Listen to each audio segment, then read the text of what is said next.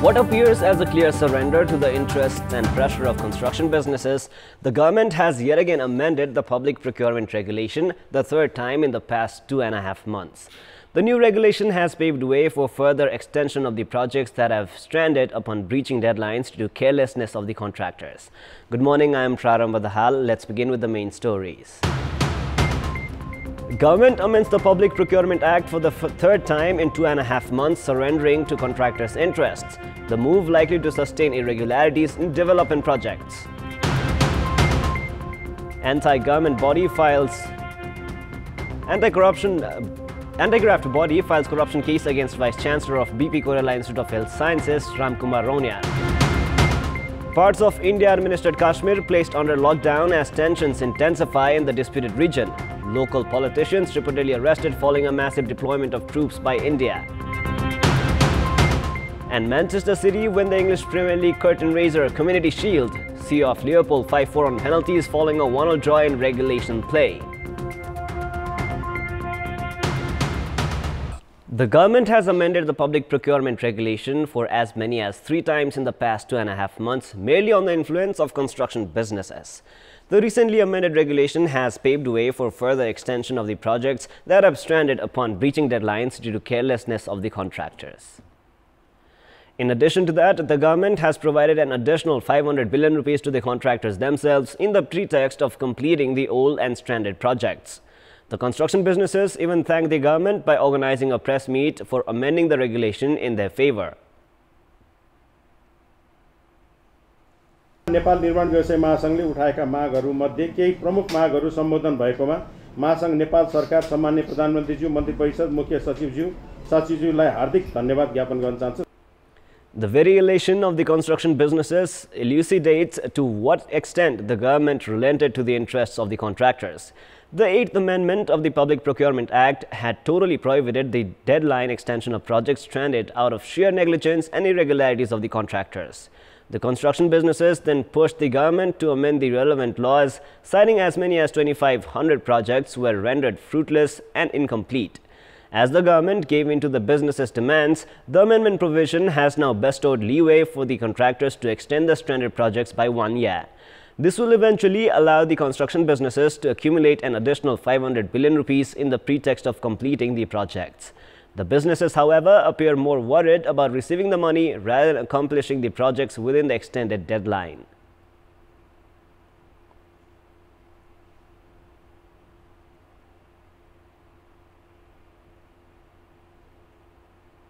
मुलुकले पनि आजभन्दा 8-10 वर्ष अगाडिको मूल्यमा त्यो निर्माण कार्य प्राप्त गर्छ. 1 वर्ष 1.5 वर्ष 2 वर्ष म्याद दिएर भन्दाखेरि मुलुकले पनि फाइदा गर्छ, स्थानीयले पनि फाइदा गर्छ. फेरि टेन्डर गराउँदाखेरि लाग्ने समय पनि धेरै हुन्छ. The frequent amendments of the regulation simply to live up to the interests of the construction businesses alone has also added challenges on the existing legal provisions and state mechanism. राम्रो काम गर्छु, ठुलो काम गर्छु, असल काम गर्छु भनेर देखाउने चाहिँ छ, बोली एउटा छ, भित्र अर्को छ. किनभने यो सरकारमा र यो अहिलेको रुलिङ पार्टीको जुन किसिमको संरचना छ, यो भित्र बसेका थुप्रै मानिसहरूको एकदमै गहिरो व्यावसायिक इन्ट्रेस्ट भएको, यो एउटा किसिमको राजनैतिक पार्टी भन्दा नि व्यावसायिक पार्टी जस्तो देखिन लागेको छ. त्यसले गर्दा विभिन्न ठाउँमा समस्याहरू आयो. All in all, the new provision has paved way for the very projects stranded due to the contractors' carelessness to end up at the hands of the contractors themselves. This would only benefit the construction businesses while inviting further irregularities in the hundreds of development projects. Now, there have been frequent altercations between the central and provincial governments with regard to the implementation of federalism and jurisdictions. However, the provincial governments themselves shying away from their responsibilities cannot be taken for granted. An example of this is the persistent delay exhibited by a majority of the provinces in determining their names and capitals. It has been almost 2 years since the formation of the provinces. However, only 3 out of the 7 provinces have determined their names and capitals. Among the 4 provinces yet to decide their names and capitals, 3 have the 2/3 majority governments of the ruling Nepal Communist Party. However, the issue has been turning more challenging by the day due to the continuous differences within the ruling party coupled with the lack of capability exhibited by the provincial governments.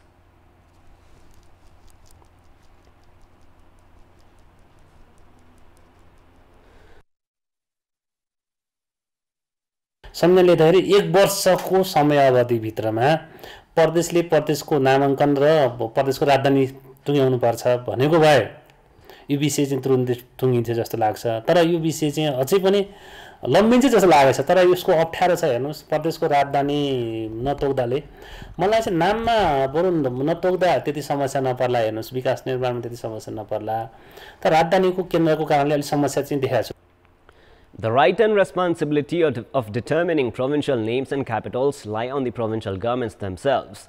However, the provincial assemblies have failed to live up to this responsibility despite having no qualm or difficulty when it comes to increasing their benefits.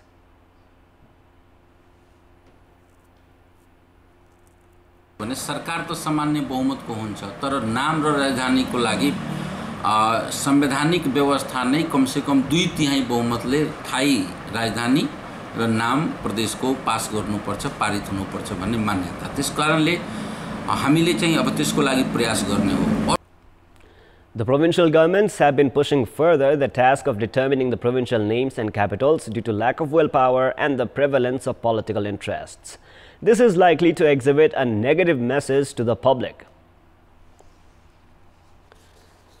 The Commission for the Investigation of Abuse of Authority (CIAA) has filed a corruption case against Vice Chancellor of BP Koirala Institute of Health Sciences, Dr. Ramkumar Rauniar.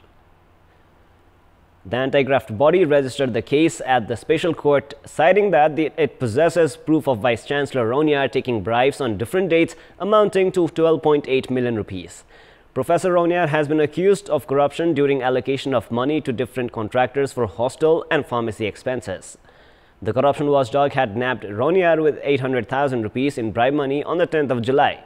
The CIA has also demanded double the amount of the bribe money as penalty and 11 to 13 years of imprisonment to Rauniar. The anti-graft body has also filed a corruption case against Vice Chancellor Rauniar's nephew, Dr. Ramhari Rauniar, who was also taken into custody at the same time. At a time when the construction works of the Gautam Buddha Regional International Airport in Bhairawa is nearing its final stage, the government is preparing to hand over the operational responsibility of the airport to a foreign company. After the decision to give the operational responsibility according to the G2G model, talks have been going on with governments of various countries. However, only one proposal has been received so far. The Gautam Buddha Regional International Airport is scheduled to be complete in 4 months' time. As the construction works of the airport were nearing the final stage, the Ministerial Cabinet decided on 30th of May this year to give the operational responsibility of the airport to a foreign company through government-to-government or G2G model. So far, only Munich Airport Company, which has been operating the Munich International Airport in Germany, has shown interest in taking the operational responsibility of the Gautam Buddha Regional International Airport. The Ministry of Culture, Tourism and Civil Aviation has already asked Munich Airport Company, which has the share of the German government, to turn in a detailed proposal. The government decided to hand over the operational responsibility of the Gautam Buddha Regional International Airport to a foreign company as the management at the Trivandrum International Airport has not been up to par. As the ministry has received only one proposal, it has formed a task force and has been holding discussions with governments of other possible countries. Giving a renowned foreign company managerial responsibility of the airport, excluding security, customs and immigration, is not a bad idea. The mismanagement at the Trivandrum International Airport has taught a lesson to everyone not to repeat the weaknesses in the operation of the new international airport. The regional hospital in Surkhet has transformed into Karnali Provincial Hospital after the country embraced federal structure. However, there has been no any progress regarding the infrastructure and number of staff at the hospital. In this context, we would ask the patients and their relatives visiting the hospital if they have experienced any improvement in the service delivery at the hospital. Let us now take a look at what they had to say. Public voice. पहिलाको दाजुमा अहिले खासै स्वास्थ्य कर्मीहरूले चासो दिएको जस्तो लागेन। बिरामीले नै एकदम सुविधा पाइरहेका छन्।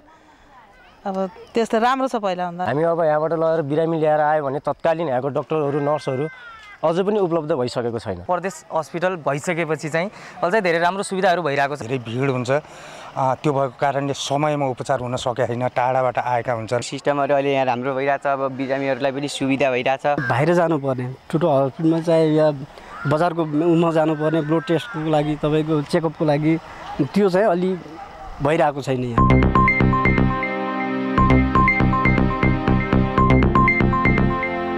It is now time for our segment Public Pulse, where you text us with your opinion. Public Pulse 2.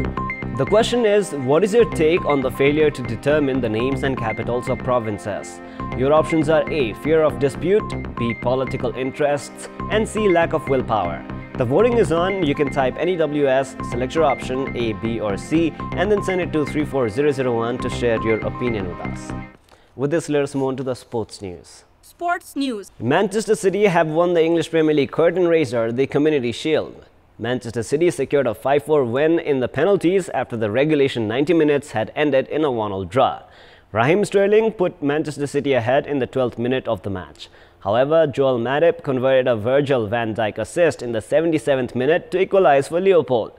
The European champions then wasted a few great opportunities in the fag end of the match, which took the match directly to the penalties.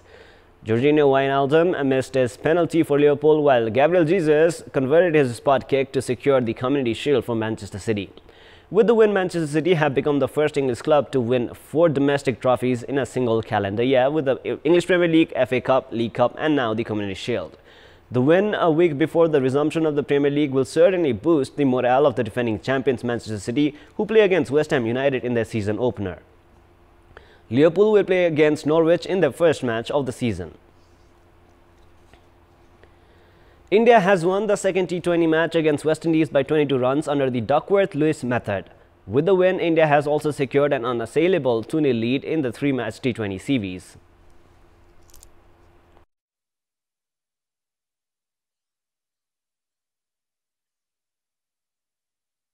India won the toss and chose to bat first, where they posted a total of 167 runs in 20 overs, losing only 5 wickets. Rohit Sharma top scored for India with 67 runs from 51 balls, as his innings included 6 fours and 3 sixes. Shikhar Dhawan added 23, while Virat Kohli scored 28 and Krunal Pandya remained unbeaten at 20 runs. O'Shane Thomas and Sheldon Cottrell picked 2 wickets each for West Indies. In reply, West Indies were 98 runs at the loss of 4 wickets when bad weather intervened play in 15.3 overs. The match then could not resume, which meant India were declared winners under the DL method. Rovnan Powell scored 54 for West Indies, while Nicholas Pooran added 19 runs. Last match of the series is slated for tomorrow. More sports news. Australia have set England a target of 398 runs for victory in the first match of Ashes. Australia declared the innings after scoring 487 runs for the loss of 7 wickets in the 4th day of the match underway at Edgbaston. Stephen Smith was yet again the star with the bat as he scored his 2nd century of the match, while Matthew Wade added 110. Smith scored 142 runs in marking his 25th career century and the 10th in Ashes. Smith had scored 144 runs in the first innings. In reply, England had scored 13 runs without losing any wicket at the end of the day's play. It is now time for a special segment of The Beat.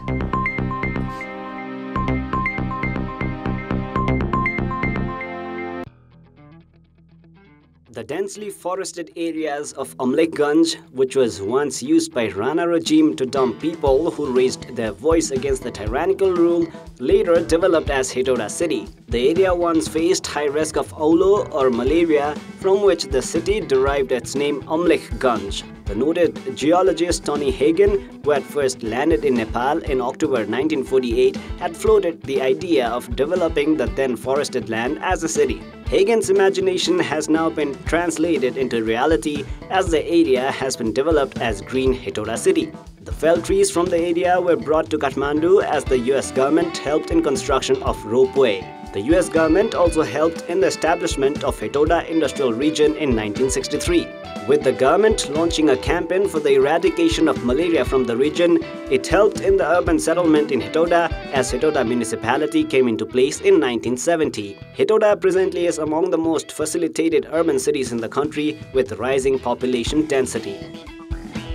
Sindhupalchok's Tatapani area faces high risk of floods and landslides. The locals in the Tatapani area, however, have been forced to live amid fear of these natural calamities. The settlement from Barapise's Korsani Bari to Tatapani's Liping is located between 2 mountains at the bank of Votikosi River. The floods in Botekosi and Thado Khola have destroyed many houses over the years. The locals in Gati, Jhirpu, Kodari and Liping area have to live in the constant fear of not only flooding but landslides as well. During the winter too, the region is tormented by dry landslides. The road network too has crumbled over the years due to floods and landslides. Despite life-threatening problems surrounding these locals, the concerned authorities have not taken initiative to address the issue. This is Prarambha Dahal for Kantipur News Desk.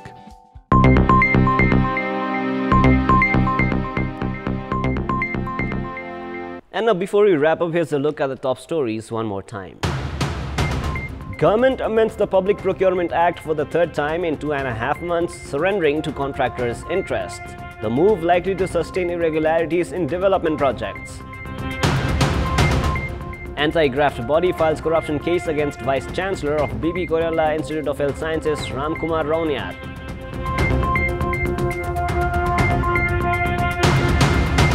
Parts of India-administered Kashmir placed under lockdown as tensions intensify in the disputed region. Local politicians reportedly arrested following a massive deployment of troops by India. And Manchester City win the English Premier League curtain raiser Community Shield. Sea of Liverpool 5-4 on penalties following a 1-1 draw in regulation play. That is all for the moment. Our next English bulletin is at 11 a.m. Keep watching Kantipur Television SD for more news and entertainment. Thank you for watching. Have a beautiful day ahead.